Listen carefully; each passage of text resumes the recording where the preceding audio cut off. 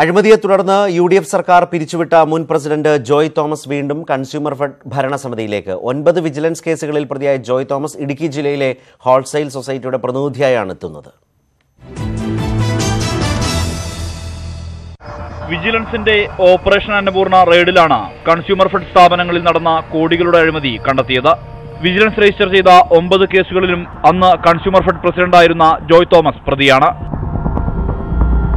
അഴിമതി തെളിഞ്ഞ സാഹചര്യത്തിൽ ഭരണസമിതിയെ ഉമ്മൻചാണ്ടി സർക്കാർ തന്നെ പിരിച്ചുവിട്ടിരുന്നു. സഹകരണ വകുപ്പിന്റെയും കൺസ്യൂമർ ഫെഡിന്റെയും ആഭ്യന്തരാന്വേഷണ റിപ്പോർട്ടുകളിലും ജോയ് തോമസിനെതിരെ ഗുരുതരമായ പരാമർശങ്ങളുണ്ട്. കേസുകൾ വിജിലൻസ് കോടതിയുടെ പരിഗണനയിലിരിക്കെയാണ് ജോയ് തോമസ് വീണ്ടും കൺസ്യൂമർ ഫെഡ് ഭരണസമിതിയിലേക്ക് എത്തുന്നത്. ഐ ഗ്രൂപ്പ് നേതാവായ ജോയ് തോമസ് ഇടുക്കി മുൻ DCC പ്രസിഡന്റാണ്. കോൺഗ്രസിന് മുൻതൂക്കമുള്ളതാണ് ഇടുക്കി ഹോൾസെയിൽ സൊസൈറ്റി.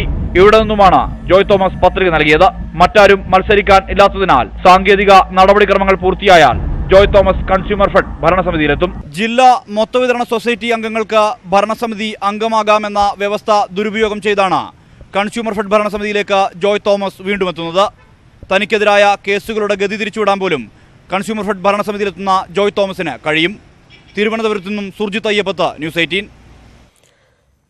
ഇപ്പോൾ സുർജിത്ത് വിവരങ്ങളുമായി ചേരുകയാണ്. സുർജിത്ത്, ഇടുക്കിയിൽ നിന്ന് വീണ്ടും കൺസ്യൂമർ ഫെഡിന്റെ ഭരണസമിതിയിലേക്ക് ജോയ് തോമസ് കടന്നു വരുമ്പോൾ ജോയ് തോമസിന് അങ്ങനെ മത്സരിച്ച് വീണ്ടും ഇത്രയേറെ വിജിലൻസ് കേസുള്ള UDF ഭരണകാലത്ത് സർക്കാരിനടക്കം ഒട്ടേറെ അഴിമതി ആക്ഷേപങ്ങൾക്ക് വഴിവെച്ച ഭരണസമിതിയുടെ ആ തലവനെ വീണ്ടും മത്സരിപ്പിച്ചു കൊണ്ടുവരാനുള്ള ഒരു രാഷ്ട്രീയ തീരുമാനം കൂടി എങ്ങനെയാണ് കോൺഗ്രസ് സ്വീകരിച്ചത്?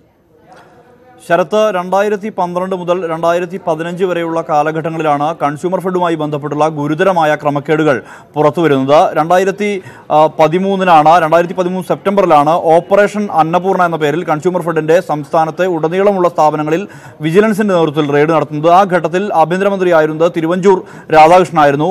കോൺഗ്രസിനകത്തു തന്നെ വലിയ അളവിൽ ഈ അഴിമതിക്കെതിരെ വലിയ അളവിലുള്ള പ്രതിഷേധം അന്ന് തന്നെ രൂപപ്പെട്ടിരുന്നു. ഭരണസമിതി അംഗമായിരുന്ന സതീശൻ പാച്ചേനിയും അതോടൊപ്പം തന്നെ കോൺഗ്രസ് നേതാവായിട്ടുള്ള KP അനിൽകുമാറും OV അപ്പച്ചനും ഉൾപ്പെടെയുള്ള ഭരണസമിതിയിൽ ഉണ്ടായിരുന്ന ആളുകളെല്ലാം തന്നെ ശക്തമായ രീതിയിൽ അഴിമതിയെ എതിർക്കുന്ന ഒരു വലിയ വിഭാഗം കോൺഗ്രസ് നേതാക്കളുണ്ടായിരുന്നു. ഈ ഘട്ടത്തിൽ കൺസ്യൂമർ ഫെഡിന്റെ അധ്യക്ഷനായിരുന്നത്, പ്രസിഡന്റായിരുന്നത് ജോയ് തോമസ് ആയിരുന്നു. ഈ ജോയ് തോമസിനെതിരെ കൺസ്യൂമർ ഫെഡിന്റെ ആഭ്യന്തര അന്വേഷണത്തിൽ പോലും ജോയ് തോമസിന്റെ അഴിമതിയുടെ പങ്ക് വളരെ വ്യക്തമായതാണ്. അദ്ദേഹം ഇടുക്കിയിൽ നിന്നും ഉള്ള പ്രതിനിധിയാണ്. ആ തരത്തിൽ നേരത്തെ തന്നെ നോമിനേറ്റഡ് പ്രതിനിധിയായാണ്, സർക്കാരിന്റെ നോമിനേറ്റഡ് പ്രതിനിധിയായാണ് അദ്ദേഹം കൺസ്യൂമർ ഫെഡിന്റെ ഭാരവാഹിത്വത്തിൽ എത്തുന്നത്. ഈ നിലയിൽ, അതായത് കോടികളുടെ അഴിമതി നടന്നതുമായി ബന്ധപ്പെട്ട് പിന്നീട് ഓപ്പറേഷൻ അന്നപൂർണയ്ക്ക് ശേഷം വിജിലൻസ് കേസുകൾ രജിസ്റ്റർ ചെയ്തു. ഇതിൽ 24 കേസുകളാണ് വിജിലൻസ് രജിസ്റ്റർ ചെയ്തത്. ഈ കേസുകളിൽ 9 കേസുകളിലാണ് ജോയ് തോമസ് പ്രതിയായിട്ട് ഉള്ളത്. ഈ പ്രതിയായി അതാണ് പ്രശ്നം. അങ്ങനെ ഒരാളെ എങ്ങനെ ഒരു തെരഞ്ഞെടുപ്പിൽ മത്സരിച്ച് കൺസ്യൂമർ ഫെഡിന്റെ ഭരണസമിതിയിലേക്ക് പോകാൻ ഒരു തീരുമാനം കോൺഗ്രസിനും UDFനും സ്വീകരിക്കാനാകുന്നു? ഇതാണ് അതിലെ ഒരു ചോദ്യം. മറ്റൊന്ന്, ഐ ഗ്രൂപ്പിന് വളരെ വേണ്ടപ്പെട്ടയാളാണ് ജോയ് തോമസ്.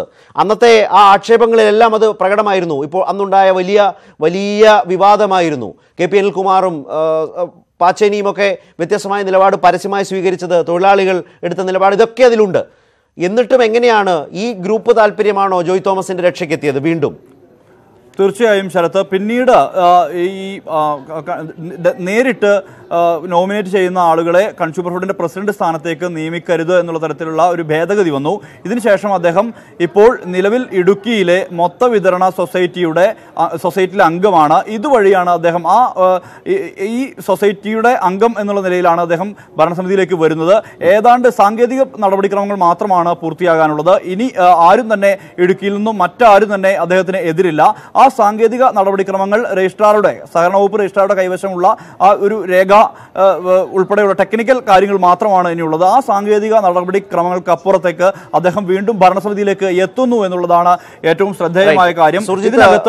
ഇപ്പോൾ ഈ കൺസ്യൂമർ ഫെഡ് അഴിമതി പ്രശ്നത്തിൽ ഇടപെടുന്ന അഭിഭാഷകൻ ഹൃദേശ് ചന്ദ്രൻ ചേരുന്നുണ്ട്. ഹൃദേശ് ചന്ദ്രൻ, ഒരു ഇടവേളയ്ക്ക് ശേഷം അഴിമതി കൊടികുത്തി വാണ ഒരു ഭരണസമിതിയുടെ തലവനായിരുന്നയാൾ അതേ കൺസ്യൂമർ ഫെഡിന്റെ തലപ്പത്തേക്ക് വീണ്ടും തെരഞ്ഞെടുക്കപ്പെട്ട് വരികയാണ്. തീർച്ചയായും അതില് എനിക്ക് പറയാനുള്ളത്, ഇത് ഈ കൺസ്യൂമർ ഫെഡിലെ അഴിമതികൾ കണക്കുകൾ ഞാൻ പുറത്തു പറയാം. കാരണം എന്ന് പറഞ്ഞാൽ സാധാരണക്കാരൻ ഞെട്ടിപ്പോകുന്ന രീതിയിലുള്ള കോടികളുടെ കണക്കാണ് കൺസ്യൂമർ ഫെഡിലെ അഴിമതിയുടെ കണക്കുകൾ തന്നെ ഉള്ളത്. അപ്പൊ ഇതില് എന്റെ അറിവിൽ 9 വിജിലൻസ് കേസുകളും അതിൽ കൂടുതൽ അന്വേഷണവും പെൻഡിങ്ങിൽ നിൽക്കുന്ന വ്യക്തിയാണ് ശ്രീ ജോയ് തോമസ്. ജോയ് തോമസ് പ്രസിഡന്റായിരുന്ന കാലഘട്ടങ്ങളിൽ നടന്ന അഴിമതി കേസുകൾ വിജിലൻസ് വളരെ തറവായി പരിശോധിക്കുന്നു എന്നാണ് എന്റെ ഒരു സാമാന്യ അറിവ് വെച്ച് ഞാൻ പരിശോധിച്ചു വെച്ച് എനിക്ക് മനസ്സിലാക്കാൻ കഴിഞ്ഞിട്ടുള്ളത്. ഇതിൽ ഏറ്റവും വലിയ ഒരു വസ്തുത എന്ന് പറയുന്നത്, ഇതിനകത്ത് CITU-എന്നോ INTUC-എന്നോ AITUC-എന്നോ വ്യത്യാസമില്ലാതെ ഒരു കൂട്ടം തൊഴിലാളി നേതാക്കന്മാർ കൺസ്യൂമർ ഫെഡിലെ ഇത് ഒരുമിച്ച് നിന്നുകൊണ്ട്, ഇവർക്ക് ഇതിലൊരു രാഷ്ട്രീയമില്ല, ഇടത് വലത് മറ്റ് രാഷ്ട്രീയ വ്യത്യാസങ്ങളില്ലാതെ ഇവർ ഒരുമിച്ച് നിന്നുകൊണ്ട് കൺസ്യൂമർ ഫെഡ് എന്ന് പറഞ്ഞ സ്ഥാപനത്തിൽ നിന്ന് കൈയിട്ട് മാറിയ ചരിത്രമാണ് കൺസ്യൂമർ ഫെഡിൻ്റെത്. അതുകൊണ്ട് തന്നെ ജോയ് തോമസ് എന്നല്ല കഴിഞ്ഞു പോയ പലരും ഇതിന്റെ അകത്ത് വീണ്ടും തിരിച്ചു വരാനുള്ള സാധ്യത തന്നെ നിലനിൽക്കുന്നുണ്ട്. ഇതിൽ ഏറ്റവും വലിയ നമ്മൾ അത്ഭുതം തോന്നുന്ന ഒരു കാര്യം, അങ്ങനെയാണെങ്കിൽ ആ വിജിലൻസ് കേസുകൾ അട്ടിമറിച്ചുകൂടെ? അതിലൊരു രാഷ്ട്രീയ വ്യത്യാസമില്ല എന്ന് വന്നാൽ എല്ലാവരും തൽപരരാകും ആ കേസുകൾ അട്ടിമറിക്കാം. ഈ അഴിമതിയുടെ ചരിത്രം ഇന്ന് കൺസ്യൂമർ ഫെഡിൽ ഇന്നെങ്ങനെയുണ്ട്?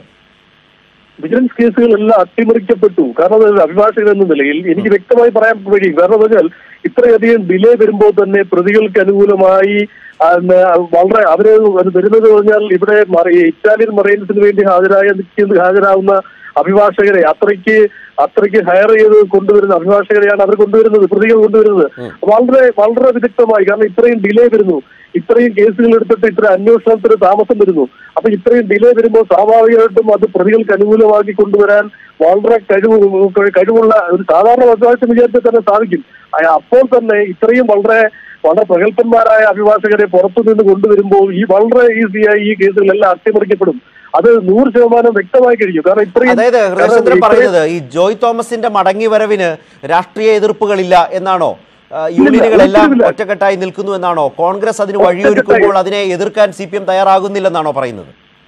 എന്റെ അറിവില് ഈ സതീശൻ പാച്ചേനി എന്ന് പറഞ്ഞ ഒരു ഡയറക്ടർ ബോർഡ് മെമ്പർ ഉണ്ടായിരുന്നു INTUC-യുടെ. അദ്ദേഹം വളരെ അദ്ദേഹത്തിന് INTUC-യുടെ കൊടി കൊണ്ട് അദ്ദേഹത്തിനെ അടിക്കുന്ന സംഭവം എല്ലാ ദൃശ്യമാധ്യമങ്ങളും റിപ്പോർട്ട് ചെയ്തതാണ്. അതേപോലെ CITU-ന്റെ പതാക കൊണ്ട് ഈ സതീശൻ പാച്ചേരി അടിച്ചു. കാരണം സതീശൻ പാച്ചേരി ചെയ്ത ഒരു കുറ്റം എന്ന് പറയുന്നത് കൺസ്യൂമർ ഫെഡിന്റെ അകത്ത് ഇടത് വലത് യൂണിയനുകൾ ഒരുമിച്ച് നിന്ന് അഴിമതി നടത്തുന്നുണ്ട്, ഇതിൽ അഴിമതിയുണ്ട് എന്ന് പുറത്ത് പറഞ്ഞതാണ് സതീശൻ പാച്ചേരി ചെയ്ത തെറ്റ്. ഇതൊരു രാഷ്ട്രീയമില്ല.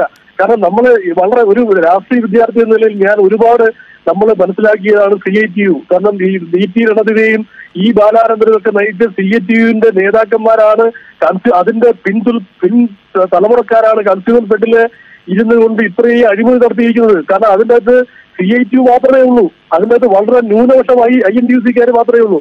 അങ്ങനെ ന്യൂനപക്ഷമായ INTUC-ക്കാരെയും അവർ മുഖ്യധാരയിൽ കൊണ്ടുവരുന്ന ഒരു ശ്രമമാണ് ഇപ്പോൾ നടക്കുന്നത്. അതായത് ഒരു കാര്യം കൂടി ഹൃദയചന്ദ്രൻ, ഈ അഴിമതിക്കെതിരെ വിട്ടുവീഴ്ചയില്ലാത്ത നിലപാട് സ്വീകരിക്കുന്ന മുഖ്യമന്ത്രിയുടെ ഭരണത്തിൽ അദ്ദേഹം തന്നെ നിയന്ത്രിക്കുന്ന വിജിലൻസിൽ ഈ അഴിമതി കേസുകൾ കൃത്യമായി നഗ്നമായി ഈ അഴിമതി കേസുകൾ വിജിലൻസ് അന്വേഷണത്തിൽ അട്ടിമറിക്കപ്പെട്ട സാഹചര്യമാണോ ഉള്ളത്? അതിന്റെ തുടർച്ചയിലാണോ ആ അഴിമതി ആരോപണത്തിൽ മുങ്ങി നിൽക്കുന്ന ആളുകൾ വീണ്ടും ഈ ഭരണസമിതിയിലേക്ക് കടന്നു വരുന്നത്?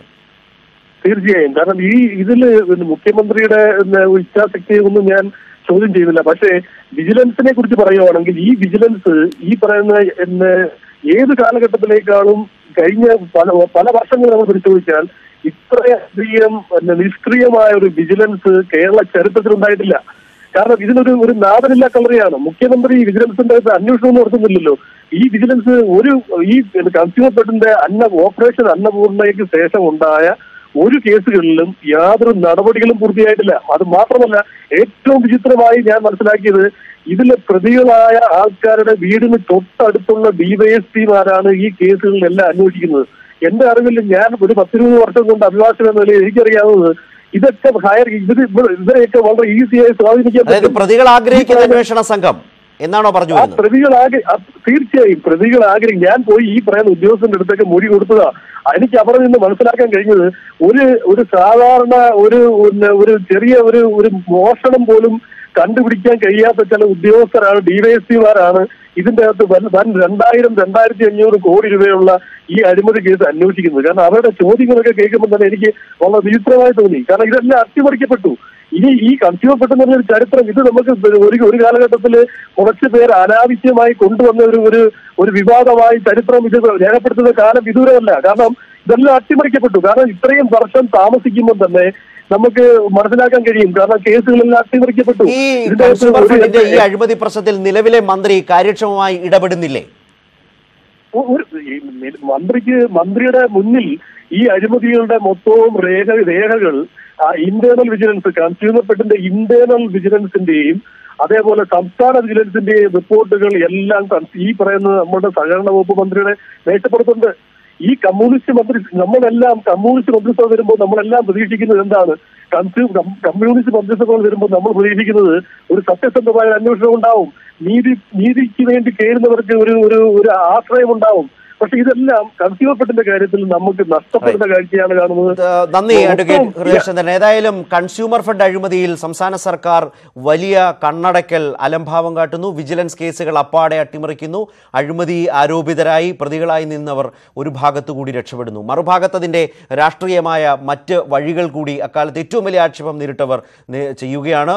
ജോയ് തോമസ് എന്ന മുൻ കൺസ്യൂമർ ഭരണസമിതിയുടെ ചെയർമാൻ ഇപ്പോൾ വീണ്ടും തെരഞ്ഞെടുത്ത് ഇടുക്കിയിൽ നിന്ന് രാഷ്ട്രീയമായി തന്നെ മത്സരിച്ച് ജയിച്ച് കൺസ്യൂമർ ഫെഡിൻ്റെ ഭരണസമിതിയിലേക്ക് വീണ്ടും മടങ്ങി വരുന്നു. കോടികളുടെ അഴിമതി ആരോപണത്തിൽ 9 വിജിലൻസ് കേസുകൾ നേരിടുന്ന വ്യക്തിയാണ്. അതിനുള്ള രാഷ്ട്രീയ അനുമതി കൂടി മറുഭാഗത്ത് കോൺഗ്രസ് കൊടുക്കുന്നു. അതിൽ പ്രതിപക്ഷ വ്യത്യാസമില്ലാതെ യൂണിയനുകൾ ഒന്നിക്കുന്നു എന്നതുപോലെയുള്ള ഗുരുതരമായ ആക്ഷേപങ്ങളാണ് ഈ കേസുമായി ബന്ധപ്പെട്ടൊക്കെ പ്രവർത്തിക്കുന്ന അഭിഭാഷകൻ മുന്നോട്ട് വെച്ചത്.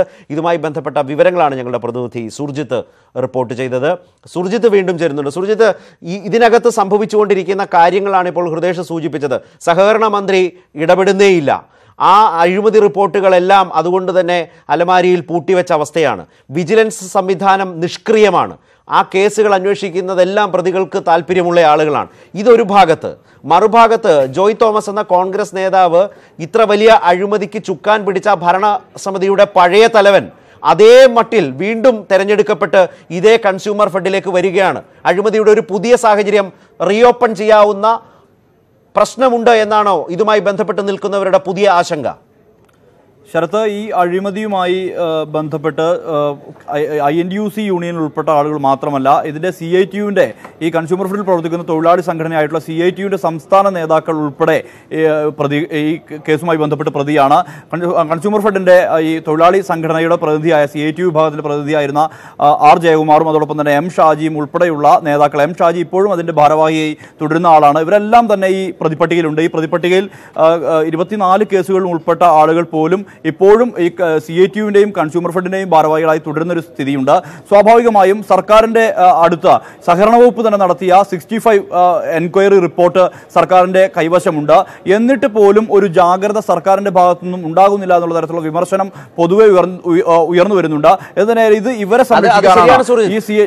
ഇത് വെച്ച് മന്ത്രിയെ ചോദ്യം ചെയ്യാനോ സർക്കാരിൻ്റെയോ വിജിലൻസിന്റെ നിഷ്ക്രിയത്വമോ ചോദ്യം ചെയ്യാൻ പ്രതിപക്ഷം തയ്യാറാവില്ല. കാരണം ആ പ്രതിപക്ഷത്തിന്റെ പ്രതിനിധിയായി ജോയ് തോമസ് അടക്കം വീണ്ടും കടന്നു വരികയാണല്ലോ. തീർച്ചയായും ഇതൊരു കൂട്ടുകൃഷി എന്നുള്ള തരത്തിൽ തന്നെയായിരുന്നു ഇത്തരത്തിലൊരു അഴിമതി നടന്നിട്ടുള്ളതെന്ന് രേഖകളുടെ അടിസ്ഥാനത്തിൽ തന്നെ നമുക്ക് സമർത്ഥിക്കാൻ കഴിയും. കാരണം ഇത് വിജിലൻസ് അഴിമതിയുടെ കൂട്ടുകൃഷി കൺസ്യൂമർ ഫെഡിലേക്ക് മടങ്ങി വരികയാണോ? ആ തരത്തിൽ നമുക്ക് പറയേണ്ടി വരും. കാരണം ഇത്രയ്ക്കധികം, അതായത് ഈ 9 വിജിലൻസ് കേസുകൾ ഉള്ള ആൾ, അതോടൊപ്പം തന്നെ ഇതിന്റെ കൺസ്യൂമർ ഫെഡിന്റെ മുൻ അധ്യക്ഷനായിരുന്ന ആൾ, അദ്ദേഹം വീണ്ടും ഭരണസമിതിയിലേക്ക് വരുന്ന ഒരു സാഹചര്യം ഉണ്ടാകുമ്പോൾ സ്വാഭാവികമായും നമുക്ക് അത്തരത്തിൽ സംശയിക്കേണ്ടി വരും. കോൺഗ്രസിനകത്ത് കൃത്യമായ കൺസ്യൂമർ ഫെഡിനെ നന്നാക്കാൻ വേണ്ടിയൊന്നുമല്ല എന്ന് അവരുടെ പ്രവർത്തന കാലത്ത് അവർ തെളിയിച്ചതാണ്. വീണ്ടും മടങ്ങി വരുന്നത് എന്തിന് എന്ന് അവർ തന്നെ പറയാതെ സ്വയം സമ്മതിക്കുകയാണ്. കാണുന്നവർക്കെല്ലാം മനസ്സിലാകും. സുർജിത്താണ് വിവരങ്ങൾ ഇപ്പോൾ നൽകിയത്.